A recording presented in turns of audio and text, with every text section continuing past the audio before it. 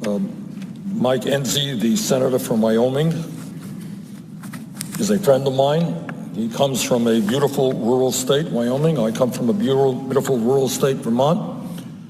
But probably that is the end of our commonality. We look at the world very, very differently. And I would hope that in the course of this debate, the American people will see the very profound differences that we have, not only on health care, not only on tax policy, not only on the deficit, but on many, many other important issues.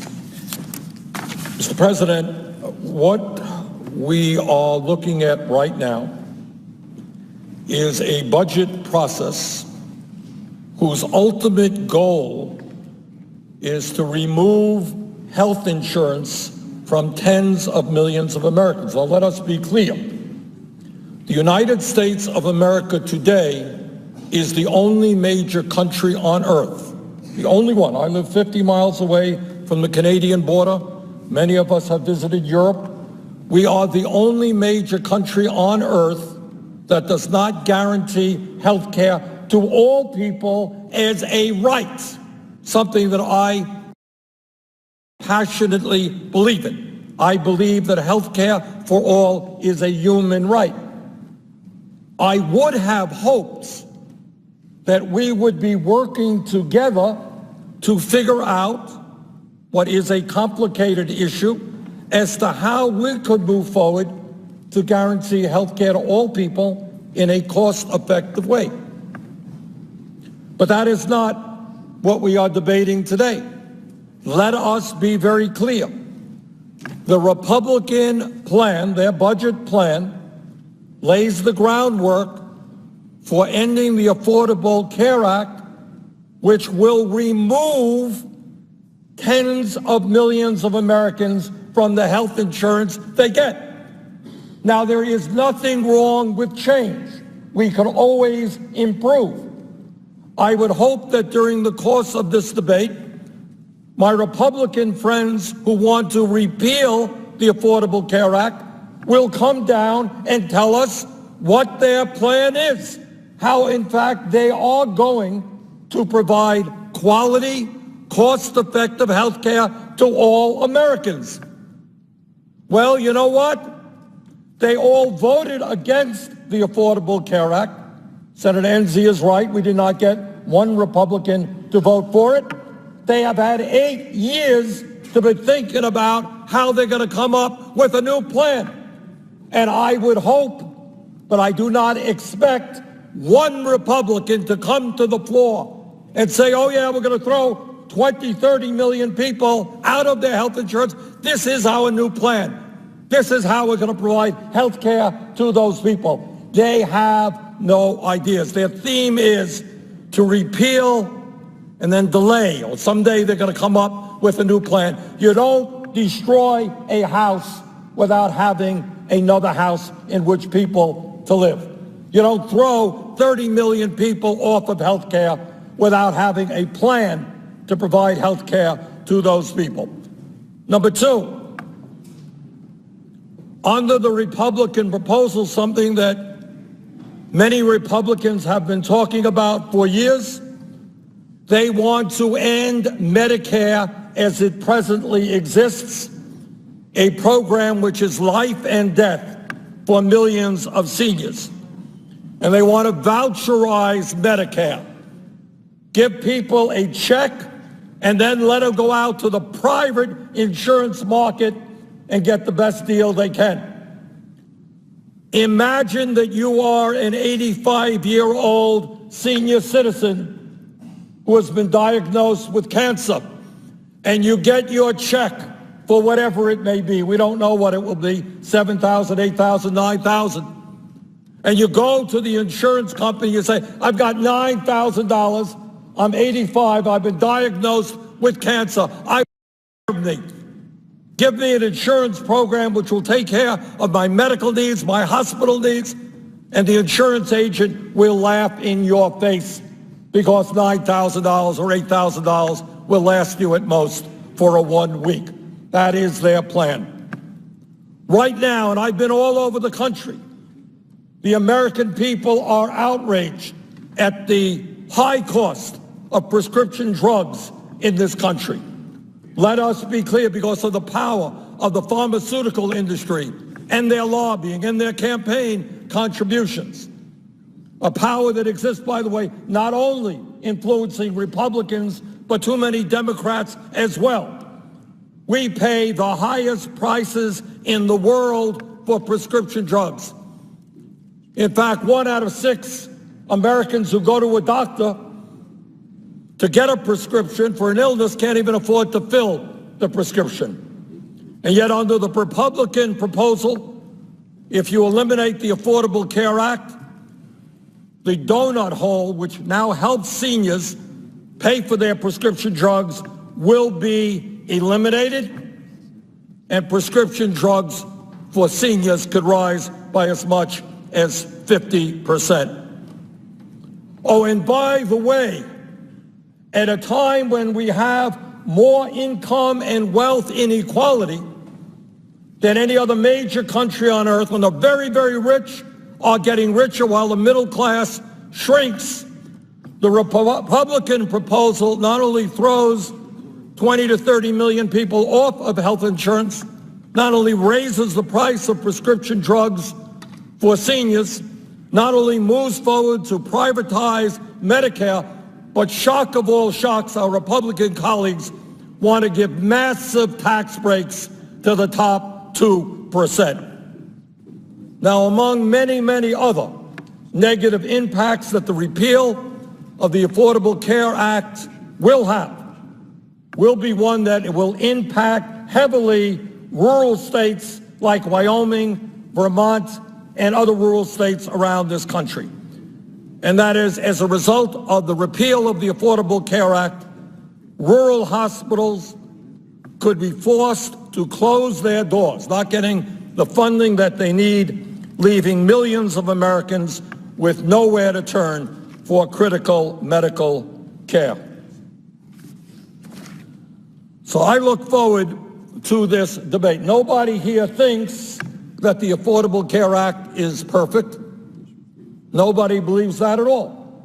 The goal is how we repair it, how we improve it, how we expand health care to more Americans, how we end what has been the case for decades in this country, that we pay by far the highest prices in the world per capita for health care. And maybe we should understand that we are the only major country in the world that allows private insurance companies to profit off of people's illness. Mr. President, the proposal being brought forth by the Republicans is not only poorly thought out, it really is not popular. It is not what the American people want. You go back to your hometowns and ask people that when a time when the top 1/10 of 1% owns almost as much wealth as the bottom 90%, when the top 1% is earning 52% of all new income, you go out and you ask your constituents whether we should give huge tax breaks to the top 2%, and they don't think that that is a good idea. According to a poll released this month by Politico and Morning Consult, 80% of the American people think the federal government should be spending more money on Medicare. Only 10% think we should be spending less. 71% of the American people think we should be spending more on Medicaid. 84% of the American people think the federal government should be spending more on Social Security. In other words, the proposal that we are seeing from the Republicans today is way, way out of touch from where the American people are. And there's another issue out there that I find interesting. Senator Enzi mentioned, and of course he's right, that within a couple of weeks we are going to have a new president. Donald Trump will be inaugurated as president. And I think it is interesting that we listen to what Donald Trump said during the campaign. The Democrats hear what he had to say during the campaign, what he campaigned on, and more importantly, Republicans listen and hear what their leader had to say about these issues. And this is what Donald Trump said, and he didn't say it once in the middle of the night. He didn't say it in an interview. This was a central part of his campaign. This is what he asked millions of elderly people and working class people to vote for him on.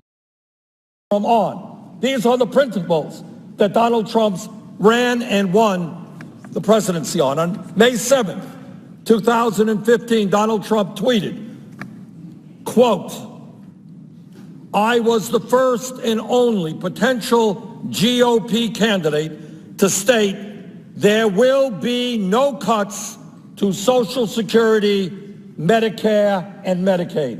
End of quote. On April 8th, 2015, Mr. Trump said, and I quote, "Every Republican wants to do a big number on Social Security." That's not Bernie Sanders talking. That is Donald Trump talking. "They want to do it on Medicare. They want to do it on Medicaid, and we can't do it.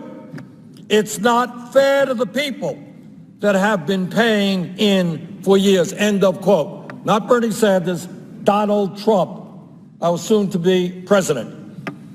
On March 29th, 2016, Mr. Trump said, and I quote, "You know, Paul Ryan is the Republican Speaker of the House. You know, Paul wants to knock out Social Security, knock it down, way down. He wants to knock Medicare way down. And frankly, you're going to lose the election if you're going to do that. I am not going to cut it. And I'm not going to raise ages. And I'm not going to do all of the things they want to do. But they want to really cut it. And they want to cut it very substantially, the Republicans, and I'm going to do that." End of quote.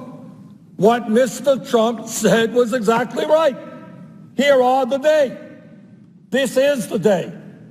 They want to cut Social Security.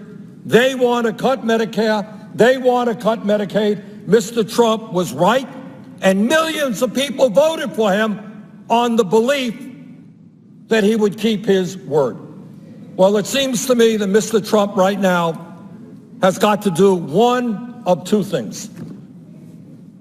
Number one, if all that he was talking about was campaign rhetoric,